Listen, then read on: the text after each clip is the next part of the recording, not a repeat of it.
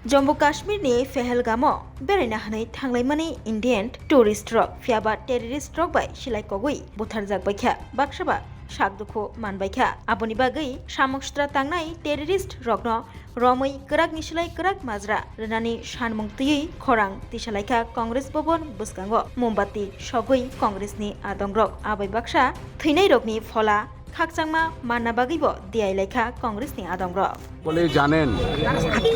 যে কালকে একটি মর্মাহত ঘটনা ঘটে গেছে যেখানে পেহেলগামে পাকিস্তানের আশ্রিত আতঙ্কবাদীদের দ্বারা আমাদের পেহেলগামে কাশ্মীরে ২৬ জন নৃশংসভাবে তারা তাদেরকে গুলি করে শহীদ করেছেন। এই ঘটনার তীব্র নিন্দা জানাই এবং তৎসাথে তাদের আত্মার শান্তি কামনা করি। আমরা জানি যে এই অ্যাটাক যেটা কালকে হয়েছে এটা ভারতবর্ষের সভেরেনিটির ওপর একটি অ্যাটাক এবং তার মোকাবিলা করার জন্য আমরা সব একসাথে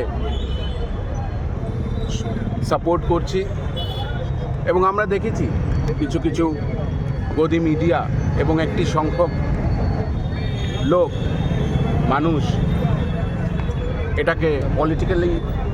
একটা চেহারা দেওয়ার চেষ্টা করছে। আমরা